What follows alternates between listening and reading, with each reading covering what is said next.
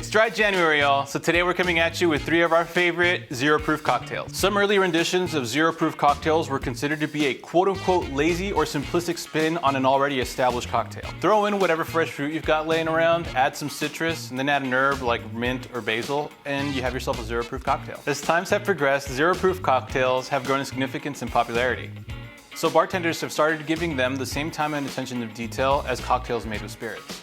The biggest element that needs to be addressed in a zero-proof cocktail is the body of the drink. In a traditional cocktail, alcohol provides body, complexity, and flavor. Case in point, if you remove the gin from a Tom Collins, you're left with nothing but a watered-down lemonade. And that's not gonna cut it for most people. In order to compensate for the loss of gin, the measurements of lemon juice and syrup can be doubled. This not only increases the flavor, but also brings back some of the body. Citrus juice and syrup are 2 of the key components that bring body to a zero-proof cocktail. So with that in mind, our first recipe is going to be our peaches and toasted coconut cream cocktail. This cocktail features 2 different syrups and lemon juice. Let's start by adding 1.5 ounces of our Yakima Valley peach syrup to our shaker glass. Next, we're going to add half an ounce of our toasted coconut syrup, 1 ounce of coconut milk, 1.5 ounces of lemon juice, and 4 ounces of water. Add ice, shake, and strain over a highball filled with crushed ice. Garnish with a slice of peach.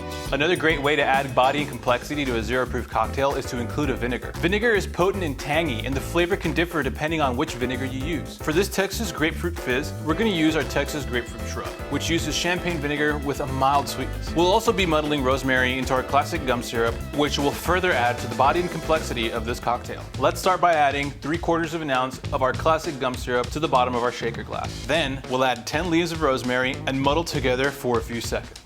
Next, we'll add 1 ounce of grapefruit shrub, 1 ounce of fresh lime juice, and half an egg white. Since this is a fizz, we're gonna do a dry shake first to maximize the amount of foam we get. Next, we'll add ice and shake again. Now, we'll double strain into a highball glass and top with club soda. Garnish with a sprig of rosemary resting atop the glass. For our next cocktail, we're gonna kick things up a notch using another ingredient that works perfectly with zero-proof cocktails: verjus. No, it's not a French curse word, trust me, we looked it up.